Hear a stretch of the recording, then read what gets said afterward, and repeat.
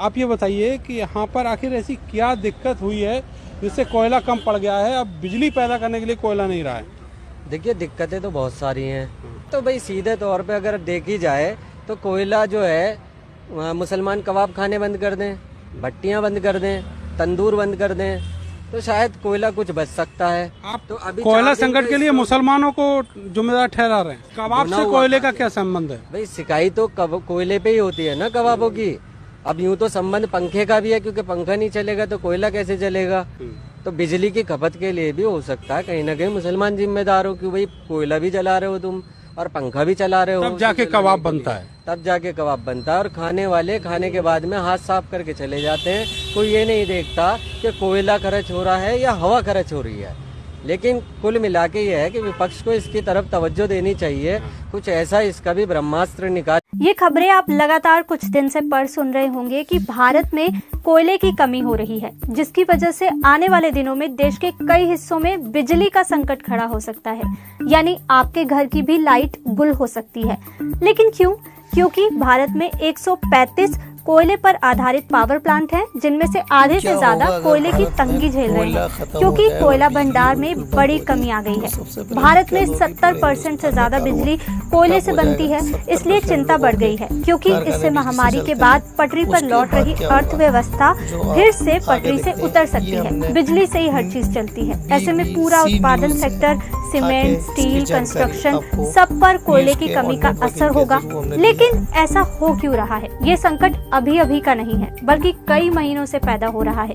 Covid महामारी की दूसरी लहर के बाद भारत की अर्थव्यवस्था में तेजी आई है और बिजली की मांग भी अचानक बढ़ी है। पिछले 2 महीने में ही बिजली की खपत 2019 के मुकाबले में 17% बढ़ गई है। इस बीच दुनिया भर में कोयले के दाम 40% तक बढ़े हैं, जबकि भारत का कोयला आयात 2 साल में सबसे निचले स्तर पर है। भारत में यूं तो दुनिया में कोयले का चौथा सबसे बड़ा भंडार है, लेकिन खपत की वजह से भारत कोयला आयात करने में दुनिया में दूसरे नंबर पर है। पावर प्लांट जो आमतौर पर इंपोर्ट किए गए कोयले से चलते थे, अब वो देश में प्रोड्यूस हो रहे कोयले पर निर्भर हो गए हैं। इससे पहले से ही कमी से जूझ रही कोयला सप्लाई और भी दबाव में आ गई है। तो इसका क्या असर हो सकता है? एक्सपर्ट्स का मानना है कि ज्यादा कोयला इंपोर्ट करके जरूरतों को पूरा करना इस वक्त भारत के लिए अच्छा ऑप्शन नहीं है। एक्सपर्ट्स कहते हैं कि हमने पहले भी कोयले की कमी देखी है, लेकिन इस बार बात यह है कि कोयला बहुत महंगा हो गया है और कोयला महंगा होगा तो किसी न किसी तरीके से इसका असर महंगाई पर भी पड़ेगा। अगर इसी तरह से ये संकट चलता रहा तो मेरे और आपके जैसे आम लोगों के लिए बिजली की कीमतें बढ़ जाएंगी। इस वक्त भारत में खुदरा महंगाई पहले से ही बहुत है, क्योंकि तेल से लेकर जरूरत की हर चीज महंगी हो चुकी है। भारत के ऊर्जा मंत्री आर.के. सिंह ने कहा है कि भारत को अगले 4-5 महीने के लिए तैयार रहना चाहिए। एक्सपर्ट्स कहते हैं कि ये दिक्कत इतनी बड़ी है कि इसका कोई शॉर्ट टर्म सॉल्यूशन नहीं निकाला जा सकता। एक्सपर्ट मानते हैं कि संभावित शॉर्ट टर्म सॉल्यूशन के लिए भारत को कोयले और क्लीन एनर्जी यानी स्वच्छ ऊर्जा सोर्सेस अपनाने की मिक्स्ड नीति पर चलना होगा।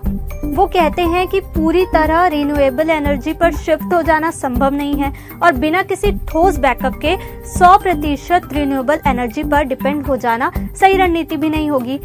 ये साफ नहीं है कि ऐसी सिचुएशन कब तक रहेगी, लेकिन एक्सपर्ट्स को उम्मीद है कि चीजें बेहतर होंगी।